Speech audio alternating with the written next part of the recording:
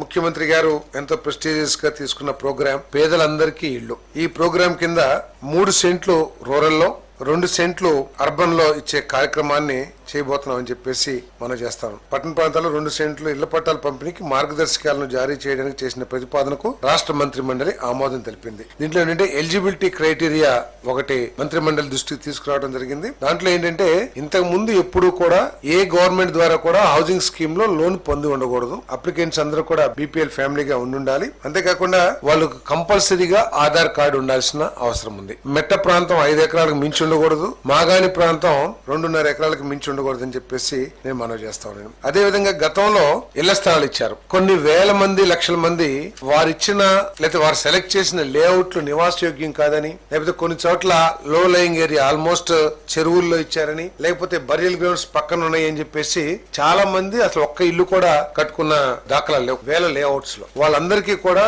ఇంత ముందు ఇచ్చిన ఎలకేషన్ రద్దు చేసి వారికి మళ్ళీ తిరిగి అర్బన్ లో అయితే 2 సెంట్లు, రూరల్ అయితే 3 సెంట్లు. ఎందుకంటే కొంతమందికి నివాసం చోటున్నారు, ఎక్కడో 30-40 కిలోమీటర్ల దూరంలో ఇచ్చారు. సో అటువంటి వాళ్ళందరూ కూడా అక్కడికి వెళ్లి మేము ఇల్లు కట్టుకోలేమని ఏదైతే చెప్పారో అటువంటి వాళ్ళందరికీ కూడా 2 సెంట్లు అర్బన్, 3 సెంట్లు రూరల్ లో ఇవ్వబడుతుందని చెప్పేసి మనం చేస్తాం. అదే విధంగా కొన్ని లేఅవుట్స్ లో ఇల్లు చాలా మంది కట్టారు, కానీ ర్యాండమ్ గా అక్కడక్కడ కొంతమంది ఇల్లు కట్ల, అవన్నీ ఖాళీగా ఉండిపోయినాయి. వాటి మూలంగా దోమలు కానివ్వండి, లేకపోతే డ్రైనేజ్ వాటర్ కానివ్వండి, అవన్నీ నిలబడటం, పక్క ఇళ్ల వాళ్ళకి ఇబ్బందికరంగా ఉండటం, ఆ ల్యాండ్ ఓనర్స్ కి ఏమో ఇంట్రెస్ట్ లేకపోవడం అక్కడ కట్టడానికి రకరకాల కారణాల మూలంగా అవన్నీ ఉన్నాయి. కాబట్టి ఆ అలాట్మెంట్ క్యాన్సిల్ చేసి మళ్ళీ ఎవరైతే ఇల్లు కట్టుకోవడానికి సుముఖంగా ఉన్నారో వాళ్ళకి తిరిగి అలాట్ చేయబడుతుందని చెప్పేసి కూడా నేను ఈ సందర్భంగా తెలియజేస్తా ఉన్నాను.